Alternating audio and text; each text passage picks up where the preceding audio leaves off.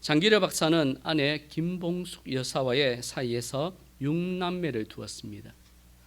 하지만 6.25 때 둘째 아들만 데리고 월남을 하게 된 후에 북에 두고 온 아내와 가족을 그리워하면서 평생 기다리는 인생을 살았습니다. 자그마치 독신으로 40년 이상을 살면서 아내를 기다렸습니다. 그러던 가운데 1991년 장기려 박사가 80세가 되었을 때에 북한으로부터 아내 김봉숙 여사와 자녀들이 쓴 편지와 육성 테이프를 받았습니다. 그때 가족의 사진과 편지를 본 장기려 박사는 이렇게 이야기를 합니다. 5남매가 모두 잘 성장한 모습을 보니 꿈만 같습니다. 아내는 몰라볼 만큼 늙었고 피골이 상접하게 말라 사진을 볼 때마다 가슴이 아픕니다. 우리가 헤어질 때 아내는 31살이었는데 여자 혼자 5을 키웠으니 얼마나 고생이 심했겠습니까? 서로가 살아 있으리라는 것을 굳게 믿었고 서로의 사랑이 변치 않으리라는 것 역시 굳게 믿었기에 우리는 크게 놀라지 않았던 것 같습니다. 이런 기다림은 참 애절하면서도 아름답습니다.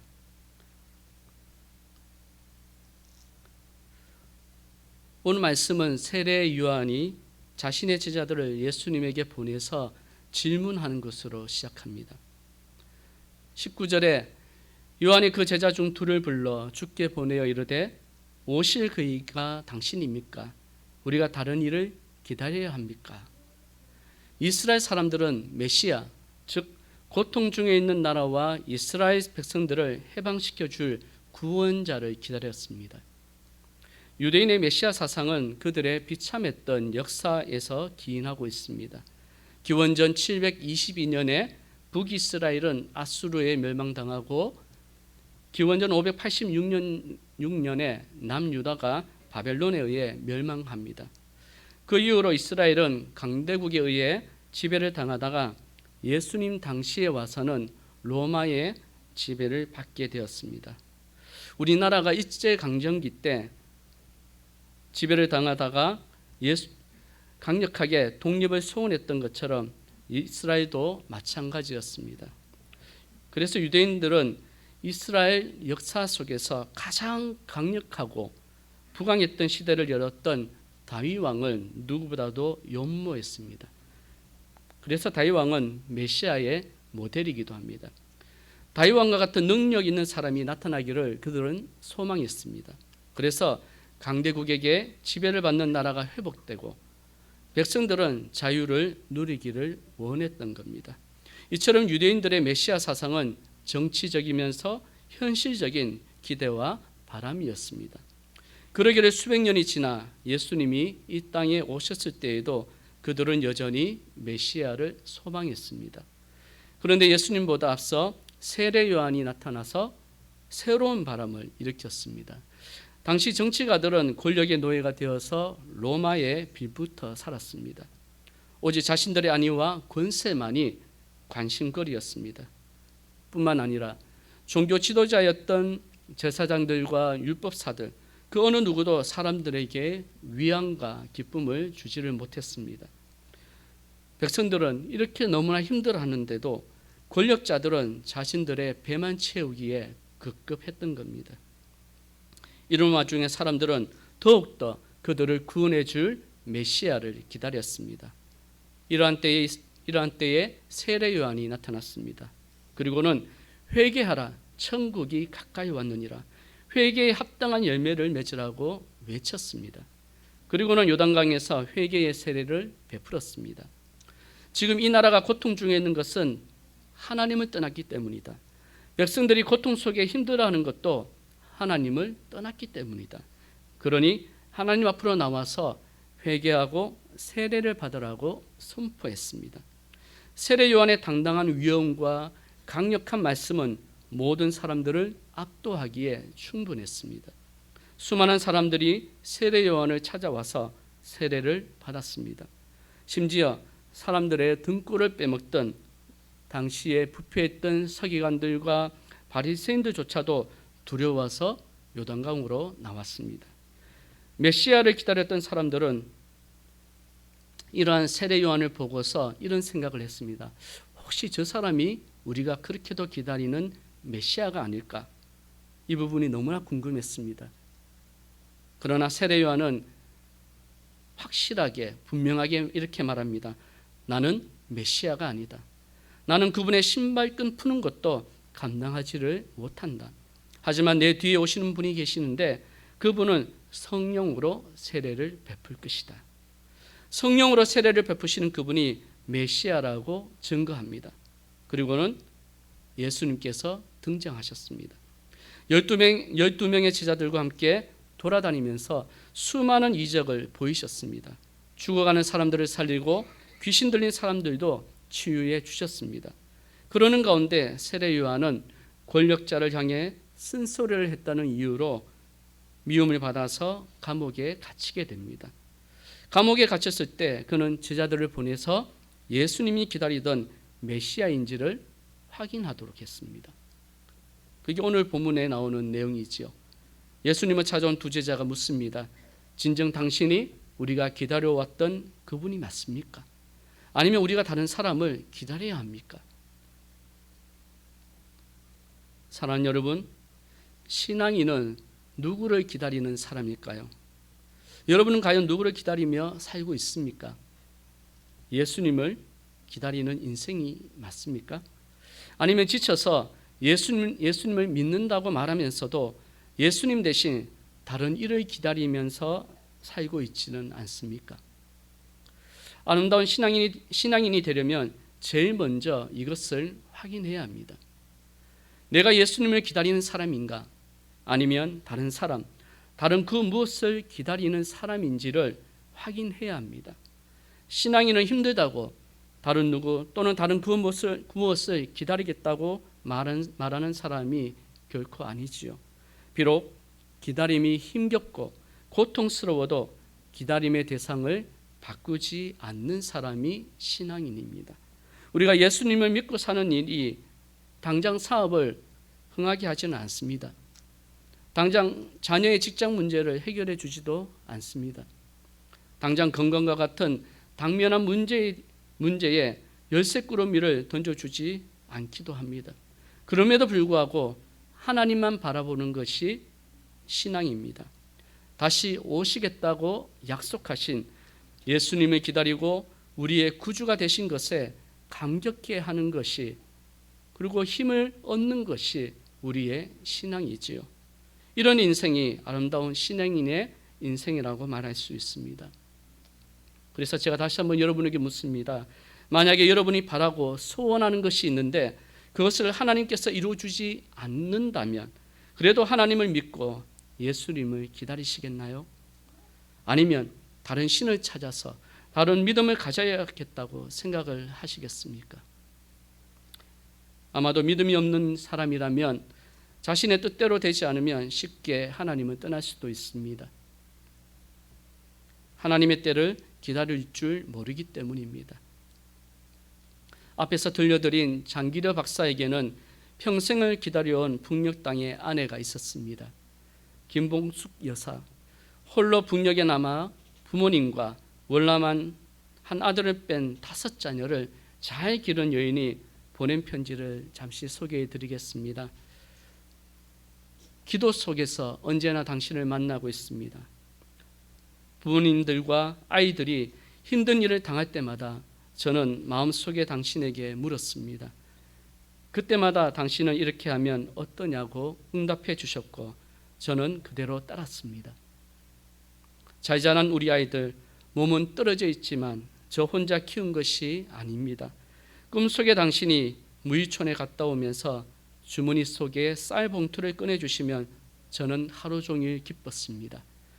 당신이 거기에서도 당신답게 사신다는 것을 저는 알았습니다.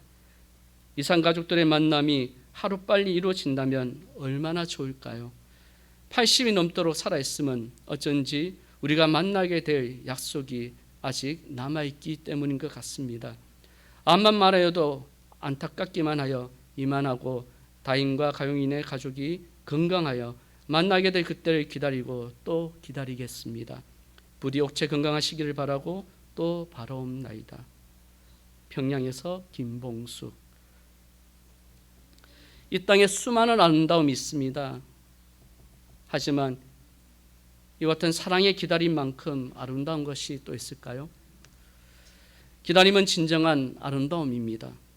그때를, 다시 만날 그때를 기다리고 또 기다렸던 장기려 박사와 부인 김봉숙 여사는 참 아름다운 사람이었습니다. 그것도 한 사람만을 기다린 그 기다림은 정말 아름답습니다.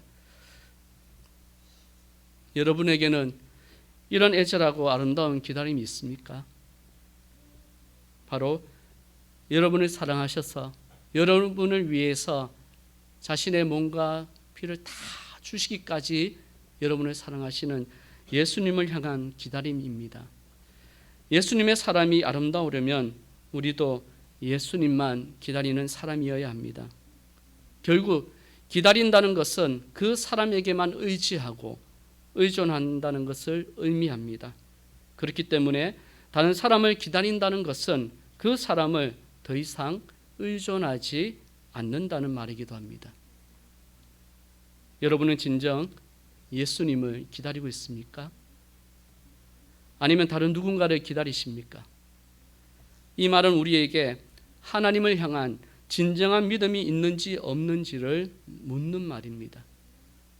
우리의 마음의 중심이 하나님을 향해 바로 서 있는가 하는 말입니다. 진정 여러분은 예수님을 기다리고 있습니까? 그렇다면 아무리 힘들어도 눈에 보이는 성과가 없어도 예수님만 기다리려면 우리가 어떻게 해야 할까요? 오늘 본문 22절에 예수님께서 대답하여 이르시되 너희가 가서 보고 들은 것을 요한에게 알리되 맹인이 보며 못 걷는 사람이 걸으며 나병 환자가 깨끗함을 받으며 기먹은 사람이 들으며 죽은 자가 살아나며 가난한 자에게 복음이 전파된다 하라. 무슨 말입니까? 예수님만 기다릴 수 있으려면 분명한 확신이 있어야 합니다. 보고 들은 것이 있어야 합니다. 이처럼 신앙인은 주님께서 보여주신 것을 가지고 믿음의 확신을 가져야 합니다. 지금 맹인이 눈 뜨는 것을 보았느냐? 방금 안전뱅이가 걷는 것을 보았느냐? 그렇다면 이것으로 메시아에 대한 궁금증에 대한 확신을 가지라는 말씀입니다. 또한 우리에게도 그 어느 때인가는 반드시 그렇게 될 줄 믿는 확신을 가지라는 말씀입니다. 예수님께서 나는 그렇지 않았지만 누군가를 고쳐주신 것을 보고 듣고서 나도 그렇게 될 줄 확신하는 사람만이 예수님을 기다릴 수 있습니다. 그런 의미에서 장기려 박사 부부가 참 대단합니다. 만약에 내가 그분의 입장이었다면 나도 그렇게 할 수 있었을까라는 생각이 듭니다. 아마도 40년이 넘는 시간을 기다릴 수 있었던 것은 서로에 대한 사랑과 신뢰 때문이겠지요. 결혼을 해서 자녀 6명을 낳고 헤어질 때까지 그들이 공유했던 시간들이 두 사람을 묶어 두었습니다. 비록 두 사람의 몸은 멀리 떨어져 있었지만 마음만은 언제나 함께 있고 일치했습니다. 우리의 하나님에 대한 신앙도 마찬가지입니다. 우리가 예수님을 기다릴 수 있게 하는 것은 예수님이 우리에게 보여주신 사랑 때문입니다. 비록 눈에 보이지 않지만 분명히 살아계시고 말씀하신 대로 다시 오실 것을 확신할 수 있는 경험들이 우리를 기다릴 수 있게 합니다. 그래서 여러분 예수님을 기다리고 있습니까?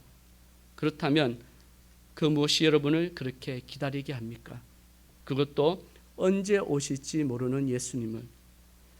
여기에 우리가 대림절을 지키는 의미가 있습니다. 우리의 기억은 영원하지 않습니다. 단지 예전의 기억만으로는 현재의 우리 믿음을 온전하게 하지 못합니다. 그러나 우리에게 베풀어 주신 은혜와 사랑을 기억하면서 현재의 하나님을 우리는 경험합니다. 지금도 살아 역사하시는 하나님, 어제나 오늘이나 영원토록 변함없는 하나님을 우리는 다시 만납니다. 이 만남을 통해 우리는 진실하신 하나님을 다시 경험합니다. 그리고 그분이 말씀하신 것을 마음으로 진심으로 믿습니다. 주님이 500명의 사람들 앞에서 하늘로 올라가시면서 내가 이렇게 올라가는 것처럼 다시 오겠다라고 하신 약속을 이루어 주실 분이라는 것을 우리는 의심하지 않고 믿습니다. 그래서 우리의 믿음은 언제나 현재입니다. 살아 있습니다. 비록 생생한 느낌을 느끼지 못한다 하더라도 그것과는 상관없이 하나님은 언제나 우리와 함께 하십니다. 지금도 살아계시고 우리와 동행하심을 믿을 때에 우리는 기다리고 또 기다리고 기다릴 수 있습니다. 마지막으로 예수님은 실족하지 않는 사람이 복이 있다고 말씀하셨습니다. 즉 기다림에 실족하지 않아야 아름다운 기다림입니다. 예수님을 기다리는 것은 결코 쉬운 일이 아닙니다. 그렇게 간단하지 않지요. 묻는 즉시 대답하는 것에 익숙한 우리는 조금만 지체되어도 낙심합니다. 실족해 넘어져 버립니다. 조금만 고통스러워도 응답이 아니라며 실족해 넘어집니다. 그러나 예수님은 23절에서 다음과 같이 말씀합니다. 누구든지 나로 말미암아 실족하지 아니하는 자는 복이 있도다.